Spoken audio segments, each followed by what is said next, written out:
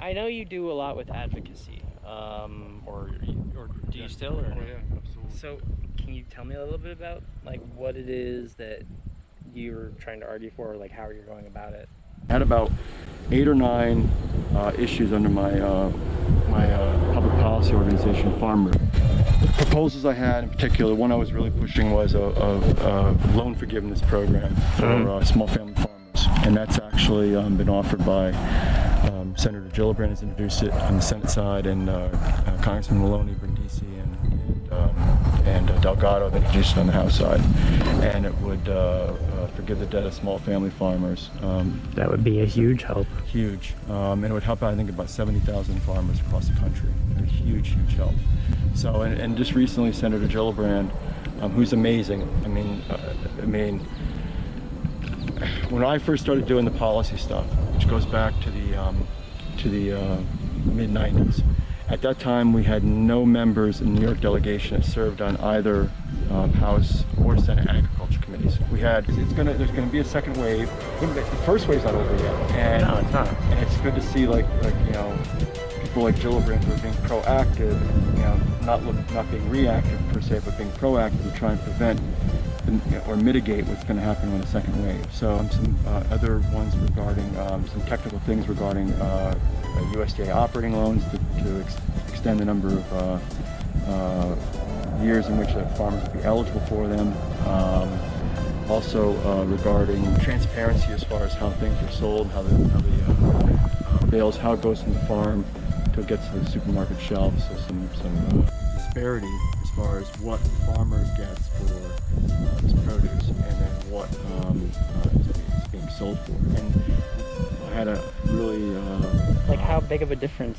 Like if you're in the supermarket, if I were to go buy an onion here, it's probably about like 60 cents to $1, depending on the size of the onion. What would it be if it were from Canada, or if it were from here? Well, if what the farmer's typically getting, like last year, I was selling for yellow onions, medium yellow onions. I was getting actually 12 cents a pound, which is prices I got in the 80s.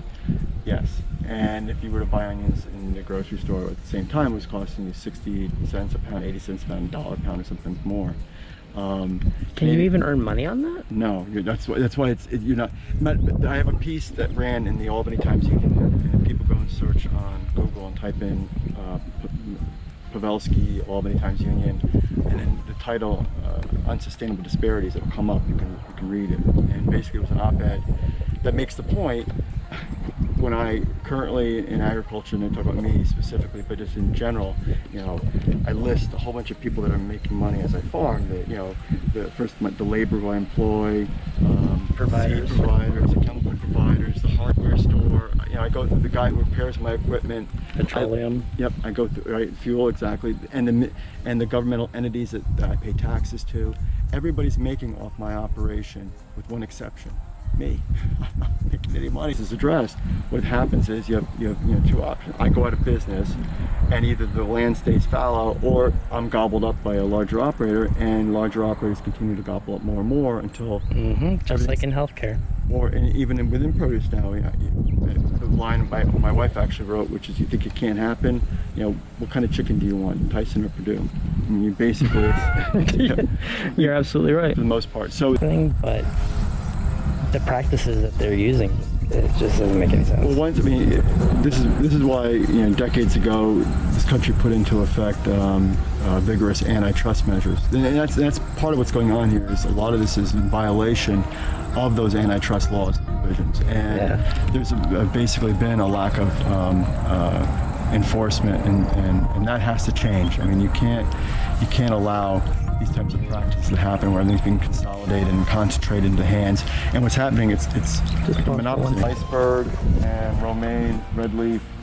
This was a row of spinach that died, and obviously a row of spinach. And then I got radishes. Red leaf? We've actually just like recently broke even. So anything we make now is more profit.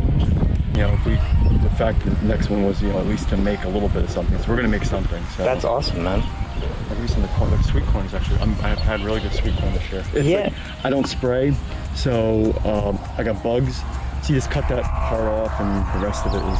Yep. I only grew 2 rows of this year because, like I said, I've never grown before. So I was like, I didn't know that only 2 ears of corn grew per plant. I 2 or 3, sometimes 3. Sometimes 3. Okay.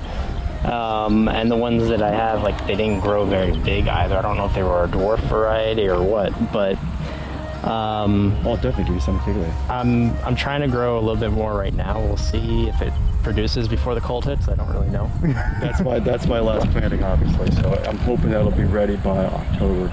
So I was part of that dirt tour, and so I had people coming in, and I asked people about their experience, and virtually everybody, with a couple exceptions, had the same experience. The carrots were taking forever. So tell me, what's the dirt tour? That's what Dirt Magazine does every year. They do a garden tour, and so like people volunteer to have their gardens be a part of the tour, and it's a self-guided tour. So it was held the last Sunday, I believe, of July. Oh. And so, you know, and it's like co-sponsored, I think, by Angry Orchard. So you go someplace for lunch, and then you decide which ones you want to go to. So like I volunteered mine.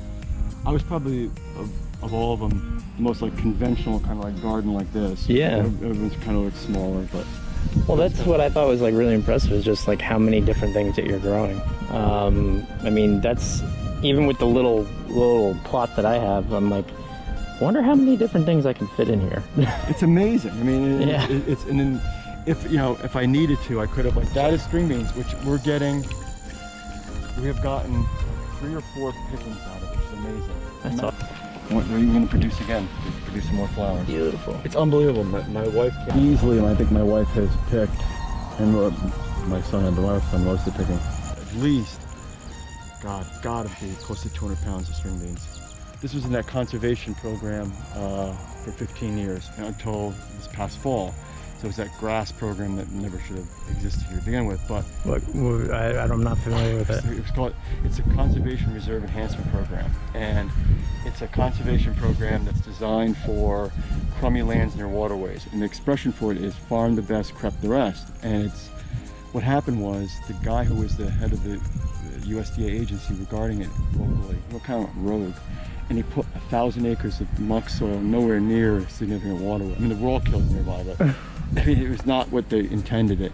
And so they took soil from here and put it. They put this, like this field was in it, and I mean there's 1,000 acres in the Black Dirt area that were in this program, and they paid at a rate of like between $300 and $500 an acre. So what happened was, it totally inflated the land, but in the past, prior to that, our rent rates was $100, $200 an acre. So then, and rent in Black Dirt now was between $300 and $500. And because 1,000 acres were taken out of production, to buy Black Dirt, it went from 1,000 to 2,000 an acre to 3,000, 4,000, 5,000 an acre. So it had, huge detrimental consequences. So right now, currently, how much is it for an acre in Black Dirt? To rent? To rent. Between $300 and $500. We had created my wife and I, a conservation program that Congressman Hall almost got in the Farm Bill in 2008, and it would have accomplished the same purpose. You put grass on the ditch banks, you put a cover crop out in the spring and fall, you do the same thing that the CREP program does. You stop erosion from wind and from rain, from water, and you still grow a crop. Yeah. And the payment would be the same, so it'd mitigate the damage done by it. And this is a true story. This is like when the Bush administration, so they went to staff for Clinton and Schumer and Hall, met with Bush administration officials, and to see if they would support the program. And they were reluctant, they weren't supportive, and they were like, because most of your conservation programs pay like, and this is what they said, $70, $80 an acre. And it's like, that doesn't, if you're growing feed corn or something like that, or soybeans not much. In the Midwest, your production costs, that makes sense, $70, $80, because your production costs maybe $500, $600 an acre, whatever it is. Grow an acre of onions is between $3,000 and $5,000 from direct seed. That's just seed, chemicals, fertilizer, and labor. So that doesn't buy us beer money. So when they said that $70, $80 an acre, the staffer said, well, what are you talking about? Your conservation program in Orange County is paying $300 to $500 an acre. And they went, excuse me?